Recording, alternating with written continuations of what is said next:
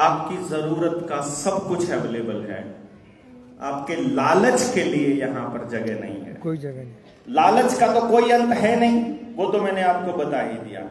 तो क्या हम ये बात मान करके कि भाई सबसे पहली चीज है बच्चे का पता लगे वो किस तरह का जीव है, कैसा उसका दिमाग है, परमात्मा ने किस तरह के काम करने के लिए उसे पैदा किया है, वो कहां खुश रहेगा, उसकी अल्टीमेट हैप्पीनेस किस में है, ये पता करके कि वो बच्चा क्या है, उसी दिशा में पूरा समाज मिलकर उसके लिए गांव में जमीन आधारित पूरे रोजगार की व्यवस्था तैयार करे, ये बेटर है या वो कंपनियों का गुलाम बन करके पूरा दिन दोबारा से एक और लूप में फंस जाए, वो बेटर है। ऑप्शन 1 या ऑप्शन 2? 1 है जी, 1। तो आपके बच्चे के लिए सबसे ज्यादा काम किसको करना चाहिए? सिस्टम में किसको करना चाहिए? अपने आप को। हमको करना चाहिए या कोई बाहर का आदमी करेगा? अपने आप को। जैसे मुझे बहुत सारे लोग कह देते हैं, देवेंद्र भाई तुम आगे बढ़ो, हम तुम्हारे साथ हैं। और मैं उनसे ये पूछता हूं, मैं आगे बढ़ के जाऊंगा कहां? मुझे ये तो बता दो, मुझे आगे बढ़ के जाना कहां है? अरे भाई अगर तुम साथ हो तो मैं क्यों आगे बढ़ूं? अगर तुम साथ हो तो हम सब साथ में आगे बढ़ेंगे ना, है?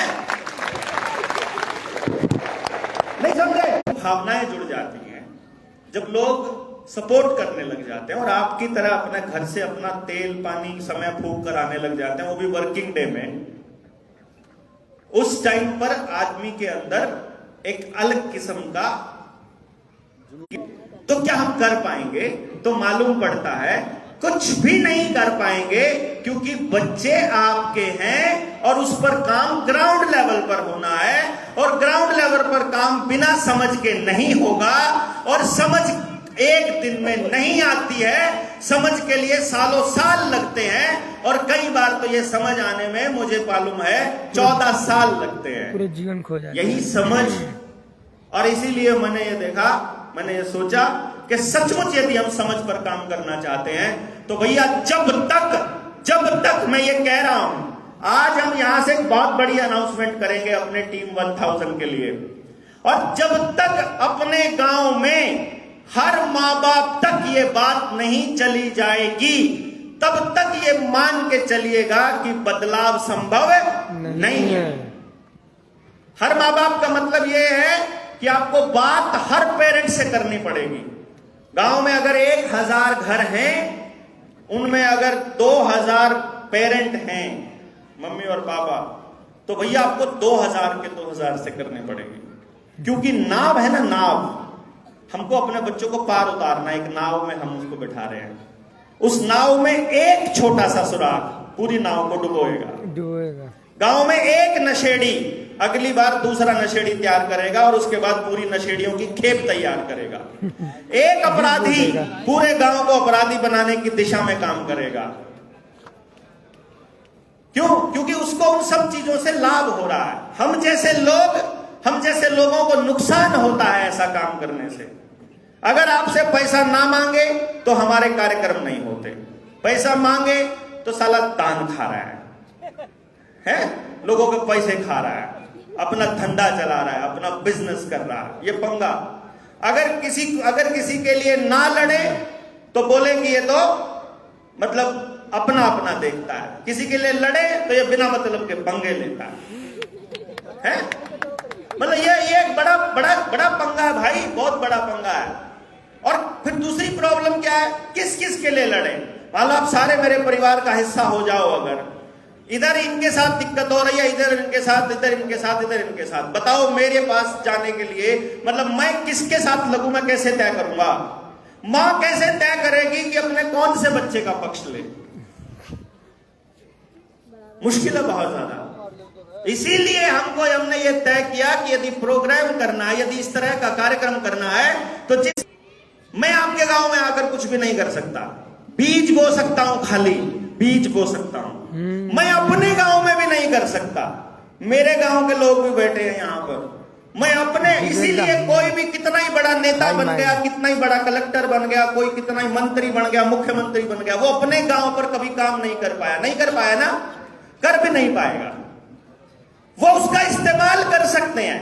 अपने गांव के लोग अपने गांव की तरक्की के लिए उस अपने पद पर बैठे आदमी का इस्तेमाल कर सकते हैं, उसे करना चाहिए। लेकिन उन लोगों को इस्तेमाल करते हैं वो अपने व्यक्तिगत लाभ के लिए, मेरा फायदा हो जाए, गांव भाड़ में जाए, वो इस सोच के साथ काम करते हैं। इसीलिए बदलाव होता है शून्य। आखिर में ढाक के वही 3 बात। अपने बच्चों को समझाने पे लगे पड़े हो, उसके लिए ना स्कूल में कुछ अरेंजमेंट कर रहे हो, ना उसके लिए रोजगार का इंतजाम कर रहे हो, ना उसको कोई स्किल सिखा रहे हो, ना उसको कुछ भी जीवन जीने की कोई कला दे रहे हो। घर बनाना उसे नहीं आता, अपना कपड़ा बनाना उसको नहीं आता, खेती करनी उसको नहीं आती, दूध दोना उसे नहीं आता, दूध से मक्खन निकालना उसको नहीं आता है, उसके बटन लग जाए वो तक उसको लगाना नहीं आ रहा है, खाना बनाना उसको नहीं आता है। जिंदगी जीने के लिए जितनी कलाएं हैं, जो कुछ भी हैं, कोई कला हम अपने बच्चे को दे नहीं रहे हैं। और एक मात्र वैसे बेवकूफों वाले काम में उसको लगा रखा है। बेवकूफों वाला काम में क्यों कहूंगा, देखो कमाल की बात, मिस्त्री घर बनाता है, मजदूर वहां पर आता है, मजदूर की दिहाड़ी कितनी है? 500 है जी, 600 रुपया, 800 रुपया, यही है ना। हमारे सिसोदिया जी बताते हैं, वो क्या कहते होते हैं कि मजदूर आता है, मजदूर के पास आता है ना काम करने के लिए, तो मिस्त्री के पास, तो जो मजदूर है वो उससे सीखता है सार सीधा कैसे लगाना है, ईंटें कौन सी लेनी है, कैसे लगाना है। मैं तो पूरा दिन सीख के जाता है और शाम को फिर 800 रुपये 600 रुपये लेके भी जाता है। ठीक, थोड़े दिनों के बाद वो जो मजदूर होता है वही ठेकेदार बन जाता है, वही मिस्त्री बन जाता है कि नहीं बन जाता है। यानी देखो, पैसे भी लिए और सीखा भी। और अपन लोग क्या है, अपने बच्चे को भेज रहे हैं, बच्चा भी दे दिया, 25 साल खराब भी कर दिए, घर में रिश्ता भी खराब कर लिया, खूब धन दे करके, और उसके बाद बच्चे से 25 साल बाद पूछता हूं मैं, ग्रेजुएशन किए हुए बच्चे का फोन आता है मेरे पास कि मैंने बीटेक किया हुआ डॉक्टर साहब, कोई जॉब मिल सकती है क्या? मैंने कहा जी क्यों नहीं, बिल्कुल मिल सकती है, बताइए क्या स्किल है आपके पास? बोला स्किल का तो पता नहीं, पर मैंने बीटेक कर रखी है। ओह माय गॉड, मतलब अरे भाई बीटेक तो कर रखी, कर क्या सकते हो? बोला करना कुछ नहीं आता, सिखाओगे तो कर लूंगा।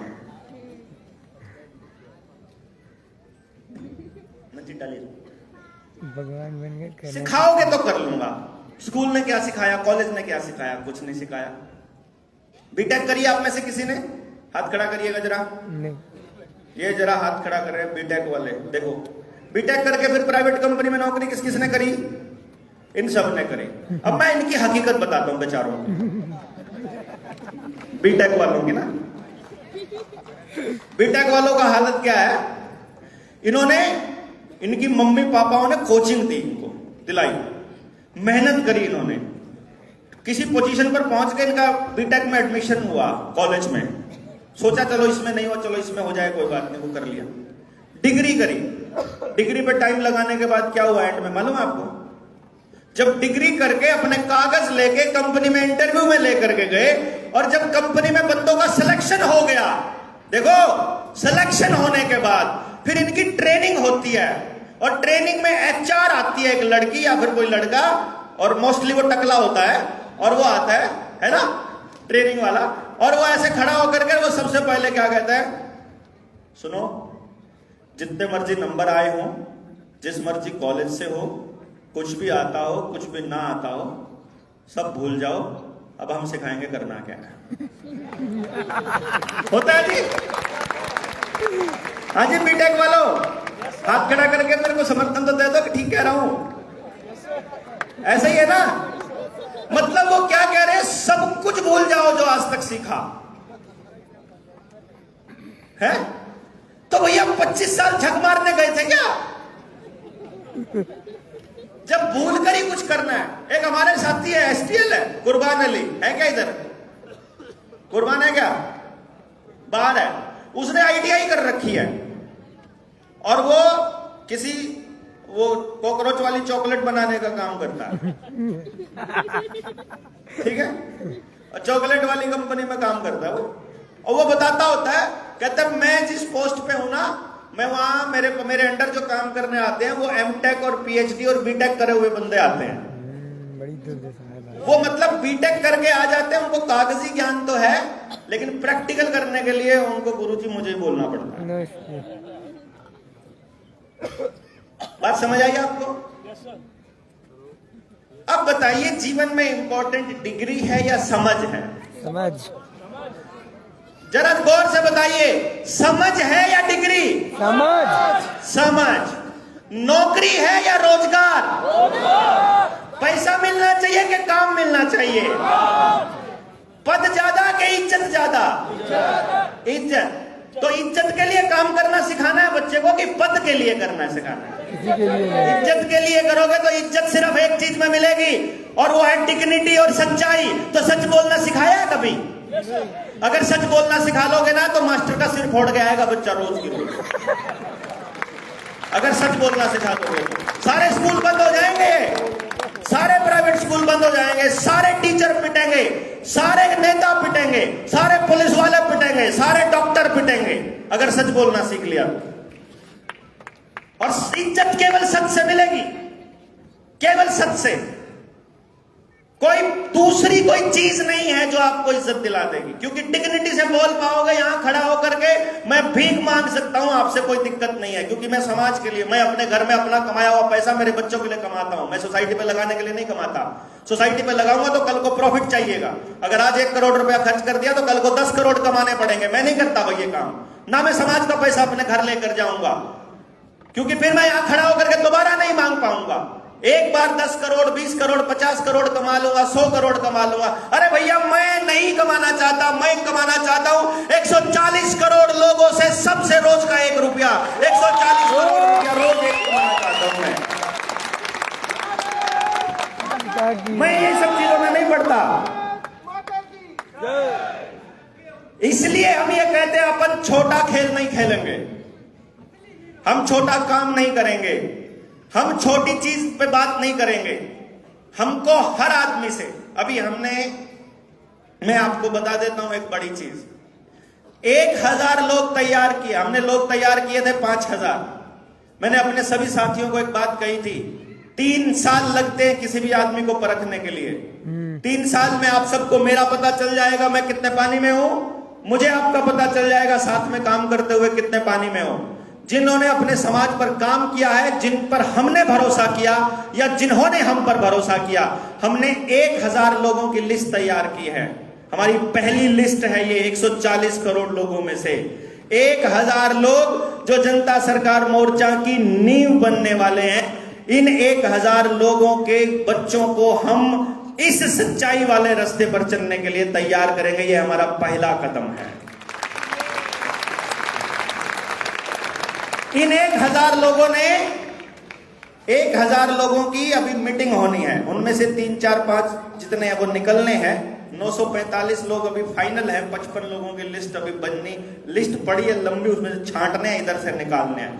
जिस दिन 1000 लोग होते हैं, सिर्फ उन्हीं 1000 लोगों की एक कॉल होती है। हमने ये प्लान किया है, मतलब इस चीज को समझिएगा बहुत गहराई से समझने के लिए, कि 1000 लोगों को अपने समाज में, अपने घरों में, अपने गांव पर काम करना है। मेरे लिए काम नहीं करना, मेरे परिवार के लिए काम नहीं करना, मेरे बिजनेस के लिए काम नहीं करना, किसी के लिए नहीं करना, केवल अपने गांव पर काम करना है। और कुछ लोगों ने इनमें से इतना जबरदस्त काम किया है, जिनको 3 साल पहले मुझ पर यकीन हो गया था, जिन्होंने 20 साल से मैं जो काम कर रहा हूं, अगर मैं उसका रिजल्ट आपको दिखाऊंगा तो बहुत बड़ा है, लेकिन वो ऐसा लगेगा जैसे वो देवेंद्र ने किया है। मैं अपना काम आपको नहीं दिखाना चाहता, बिल्कुल नहीं। मैंने आज तक कोई टेस्टिमोनियल नहीं डाला। 2-2 साल की वेटिंग हुआ करती थी मेरी अपॉइंटमेंट के लिए। मैं तब वो सब सारा कुछ सिस्टम छोड़ के निकला, क्योंकि मुझे ये समझ में आया कि समझाने पर कोई नहीं काम कर रहा, बहकाने पर कर रहे हैं। सबको फटाफट 2 घंटे की रैली खत्म करनी है, सबको फटाफट लोगों को बहकाना है, सबको भीड़ इकट्ठी करके दिखानी है। हमको नहीं करनी है भैया। हमारे पास 4 लोग होंगे ना, हम 4 से शुरू करेंगे, 4 में से 3 रूट जाएंगे ना। तो स्टेज से मैं नकारता हूं कि लोग बहकाए जाते हैं, नहीं। तुम्हारे पास समय नहीं था, तुमको देश लूटना होगा, तुमने देश बर्बाद करना होगा, तो तुमने लोगों को बहका करके राजगद्दी पाली। हमको ना राजगद्दी पानी है, हमको ना बिजनेस करना है, इसलिए हम लोगों को नहीं बहकाएंगे, केवल समझाएंगे। समझाने के बाद वो जो करे अपने आप करे। वाह। जिस दिन आपको बात समझ में आ जाएगी उस दिन चीजें अपने आप ठीक होना चालू हो जाएगा। बात क्या समझनी है, बच्चे को क्या समझना है, माँ बाप को क्या समझना है, सिस्टम क्या है, ये नौकर क्या है, इनका रोल क्या है, हमको अपने बच्चों के लिए कैसी व्यवस्था चलनी है। अगर वो नहीं है तो बनाएंगे ना भाई, अगर वो व्यवस्था नहीं है तो वैसी व्यवस्था बनाएंगे। लेकिन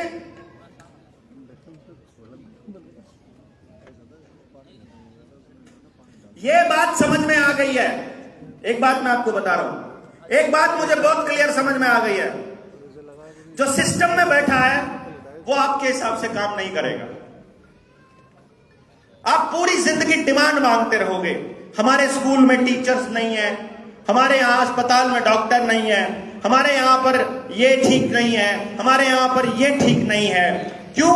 क्योंकि आप लोगों को किसी आदमी ने, किसी संस्था ने यह सिखा दिया कि आपका भला कोई सिस्टम कर सकता है, कि आपका भला कोई नेता कर सकता है, या आपका भला कोई पार्टी कर सकती है, या आपका भला सत्ता में जाकर हो सकता है। ये आपको किसी ने बता दिया और आपने मान लिया कि भला करना, अच्छा करना उनका काम है।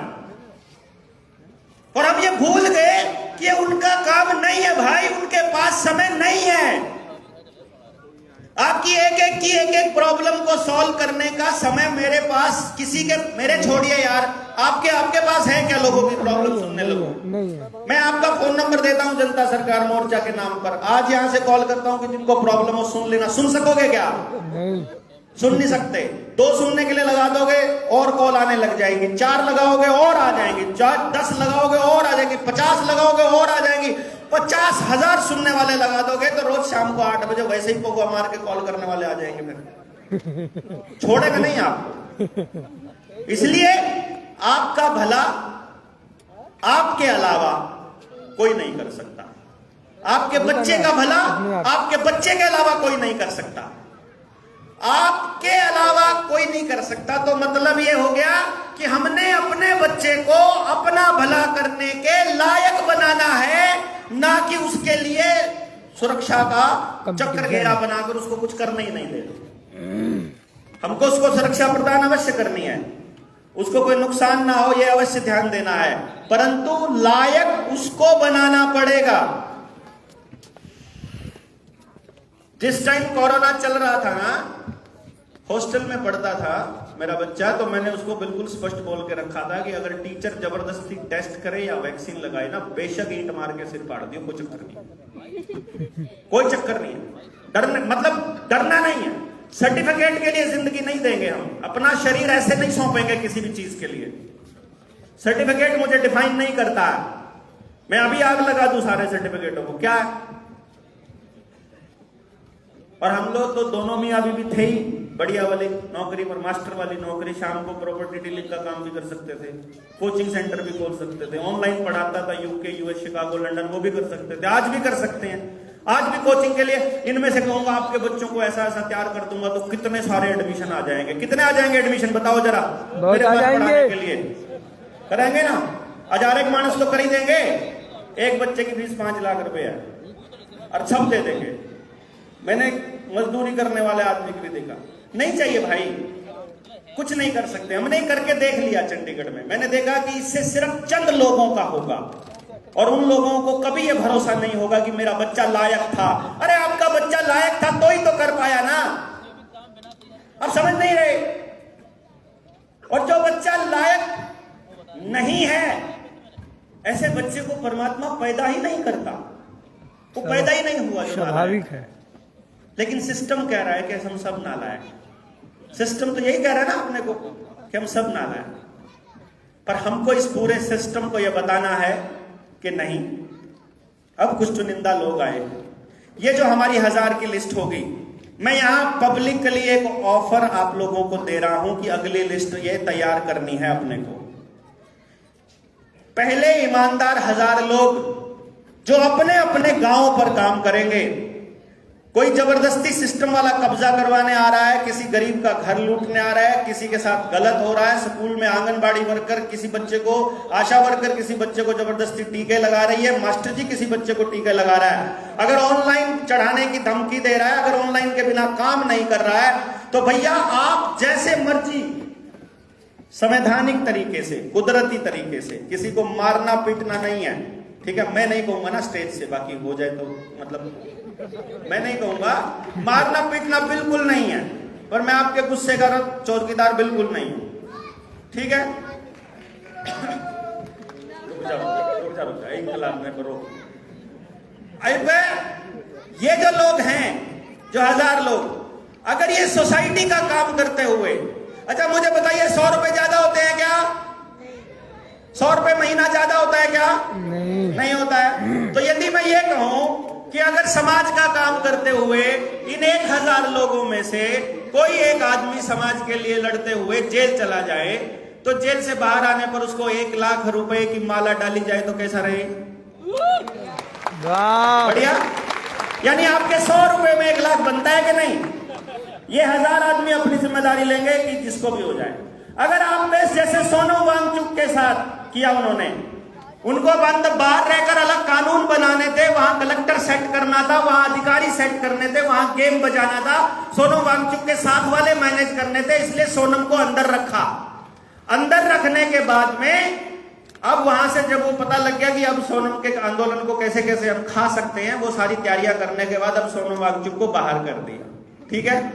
यदि उस टाइम पर ये 1000 लोगों की टीम होती और सोनम जी हमारे होते 1000 लोगों की टीम में, तो भैया नहीं भी होते तो भी 100 रुपया महीना दे सकते हैं क्या?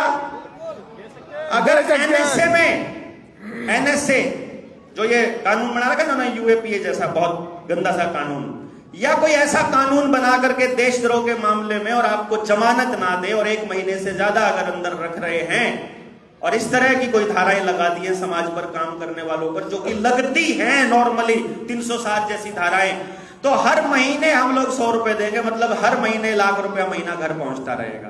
कैसा रहेगा? 100 रुपया तो लगना है।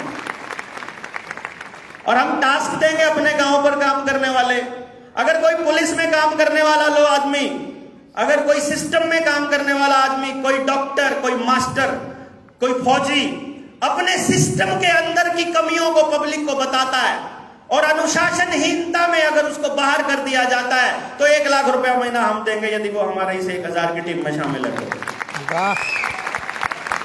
ठीक है। अगर सिस्टम की कमियों को उखाड़ता है, हफ्ता 10 दिन अपने गांव पे काम करेंगे, गांव के ईमानदार लोगों को निकालेंगे, एक आदमी को, एक ईमानदार आदमी ढूंढने में कितना समय लगेगा? है? अरे ढूंढ रखा है, 3 साल पहले कोई ईमानदार देख रखा होगा। आपकी लिस्ट में कितने कितने ईमानदार आदमी मिल सकते हैं? 100 ईमानदार मिल सकते हैं। हम कहेंगे उनमें से सबसे ईमानदार आदमी की लिस्ट बना करके, यदि हम जिस दिन 1000 की टीम फाइनल होती है, अगले हफ्ते में उनको 1000 लोग और ऐड करने हो, तो कितना हफ्ता लगे? हो जाएगा 2000 लोग। एक हफ्ते में 2000 लोग। फिर ये हमारी जो इंश्योरेंस है, ये मात्र 50 रुपए में हो जाएगी। हो जाएगी कि नहीं हो जाएगी? और ये 2000 लोग अगर अपने समाज पर काम करते हुए अगर वहां से ईमानदार लोग निकालते हैं, और एक आदमी, मात्र एक आदमी निकालता है अगले हफ्ते में, तो अगले हफ्ते में हमारी संख्या कितनी होगी?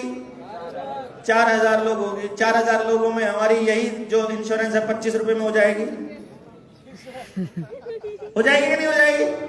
मेरा टारगेट है कि हमारी ये इंश्योरेंस 1 रुपए में होनी चाहिए, कम से कम 1 लाख लोग।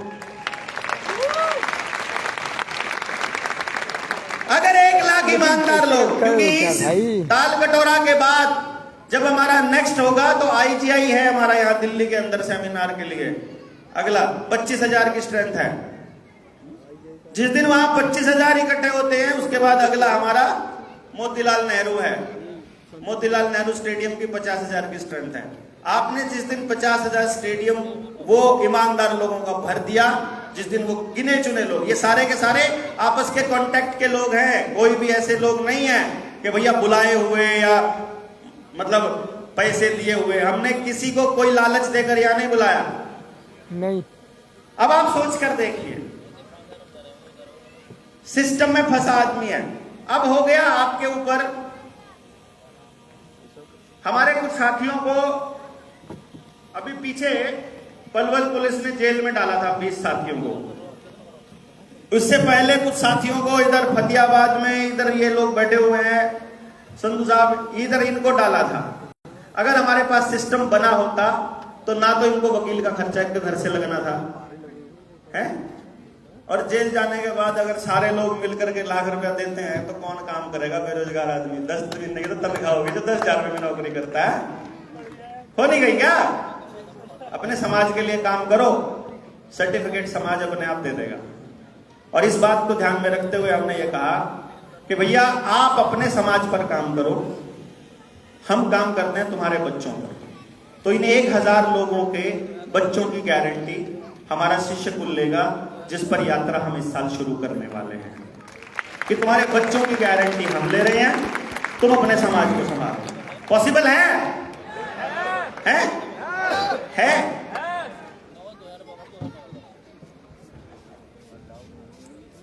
लोग होंगे ना, समझ होगी, कुछ भी मुश्किल नहीं है।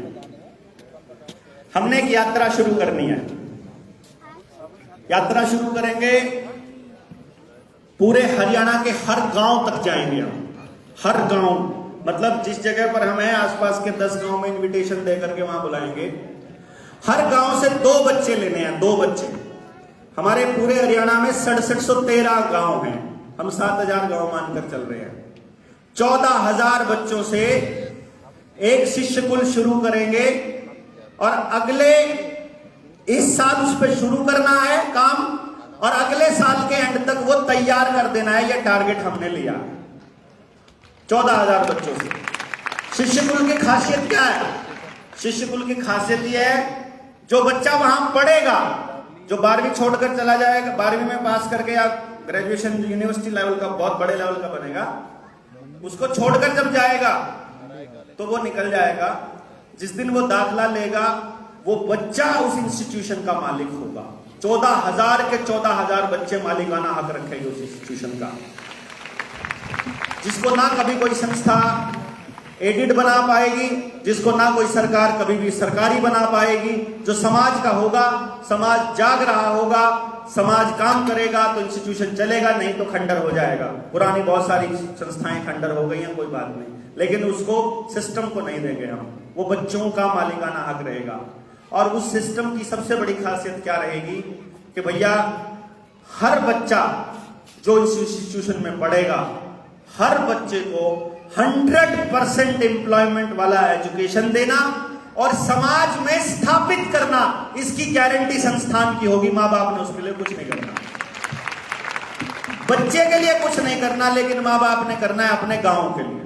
अपने गांव के लिए तो कर सकता है, क्यों नहीं? कर सकता है ना। 800 घरों पे हमने 2 बच्चे लेने का प्लान किया। 800 घरों पे 2 बच्चे, यानी 1000 पे 1 बच्चा। वैसे भी आज का यही ट्रेंड है ना, पास परसेंटेज क्या है? 1000 में 1 यानी 0.1%। हमारा बच्चा जहां कॉम्पिटिशन में जाएगा उसी का सिलेक्शन होएगा, टेंशन खत्म। हमने अब प्रैक्टिकल करके देखा। अब आप हमें एक बात बता रहे हैं कि जो 4 माँ बाप बाहर होंगे उनके बच्चों को हम संभाल रहे हैं। 4 जने बाहर हैं, वो 4 जने क्या अपने दिन का, अपने जीवन का 1 घंटा सुबह और 1 घंटा शाम को समाज को दे सकते हैं? क्यों नहीं? बताइए जरा। दे सकते हैं, यानी डेली के 2 घरों को वो समझा सकते हैं पूरी कहानी, पूरा न्यू वर्ल्ड ऑर्डर, पूरी कॉन्स्पिरेसी, क्या षड्यंत्र है आपके बच्चे के पैदा होने में, उसको वैक्सीनेशन लगने में, इतिहास पढ़ाने में, भूगोल पढ़ाने में, मैथ्स मैथड पढ़ाने में, पूरा खेल अगर समझ में आता है। हम डेली अगर 2 घर संभालते हैं एक पेरेंट, तो 4 पेरेंट कितने घर संभालेंगे? 8 घर डेली करते हैं, तो 800 घर कितने दिनों में? 800 घर कितने दिनों में? 100 दिनों में। यानी कि 1 साल से पहले हरियाणा के हर गांव के हर घर में जागरण का ये लेवल जा सकता है कि नहीं जा सकता है? जा सकता है। बताइए ना। पहले तो भैया इमेजिन करना पड़ेगा ये हो सकता है, क्योंकि ये करने निकले, छोटा काम करने नहीं निकले। छोटा काम करते तो कर ही रहे थे। और समाज का पावर, पॉलिटिक्स, पैसा, ये सब देख लिया, इससे कुछ नहीं मिलता। जो इस वक्त मिल रहा है उससे ज्यादा कुछ चाहिए नहीं, कुछ भी नहीं चाहिए, और उससे कम में काम बनेगा नहीं। तो ये काम अपना रुकने वाला नहीं है। जिसको आना है आइए। 100 लोगों से शुरू करेंगे, 1000 तक जाएंगे, 1000 से शुरू करेंगे 1 लाख तक जाएंगे, और 1 लाख से शुरू करके 7 लाख तक, और 7 लाख से 14 लाख तक, और 14 लाख से 1,40,00,000 तक हम जाएंगे ही जाएंगे। कोई रास्ता नहीं है हमारे पास। जनता सरकार मोर्चा अमर रहे। और अगर हम इस जीते जी इस जीवन में नहीं जा पाए तो रास्ता बना जाएंगे, इतने लोग खड़े कर जाएंगे।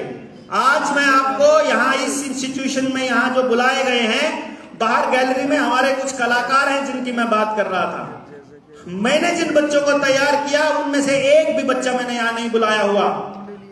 जिन बच्चों को माँ बाप ने तैयार किया है, और उन लोगों ने जिनके गांव में कुछ भी नहीं है, जिनके गांव में कोई सुविधा नहीं है, जिनको पहले अंदाजा भी नहीं था कि हमारे बच्चों के अंदर ये टैलेंट है, जिनको ये कभी सोचा भी नहीं था सपने में भी कि हमारा बच्चा ये भी कर सकता है क्या, और वो भी 8-8 साल के, 10-10, 5-5 साल के, 3 मतलब 8 साल का बच्चा, 12 साल का बच्चा, 7 साल का बच्चा आपको मिलेगा जब हम यहाँ से आपको थोड़ा टाइम देंगे। तो आप उनकी कलाकृति देखिएगा, आप उनका काम देखिएगा। कहाँ है वर्मा जी? कहाँ है वर्मा जी? रेडी है आप रेडी हैं?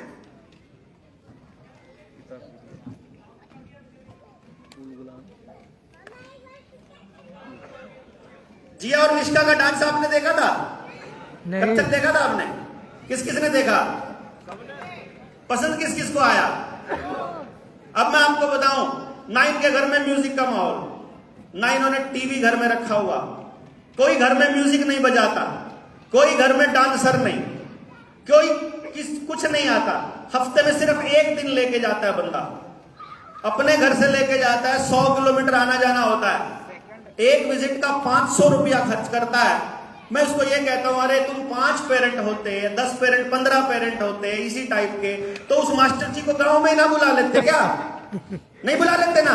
नहीं। तो क्या हम मिलकर के काम नहीं कर सकते अपने बच्चों पर? आप देखिए वो बच्चे कितने क्लासिकल डांस देखा आपने ना, और कितने दिन की मेहनत है उनकी मालूम है? मात्र 6 महीने, मात्र 6 महीने है। और जब वो टीचर देखता है उनको, क्या क्लास, क्या बच्चे हैं, कहते हैं। अब अगर माँ बाप को सिर्फ उनको निखारने का तरीका पता चल जाए, अभी हम आपको कुछ बच्चे दिखाएंगे, आपके बच्चे तैयार हैं? बात कर लो। अभी हम आपको कुछ और बच्चे दिखाएंगे जिन्होंने मात्र 15 मिनट डेली काम किया, सिर्फ माँ बाप ने अपने बच्चों पर। कितने मिनट? 15 मिनट। तो आपको मालूम पड़ेगा कि यार ये इतना ड्रास्टिक चेंज इन बच्चों में कैसे हो सकता है। और मैं ये कहता हूं कि जो सिलेबस है मैंने पढ़ाया है, मेरे पास 2-2 साल की एडवांस बुकिंग इसलिए नहीं होती थी कि मैं कोई बहुत फेमस आदमी था।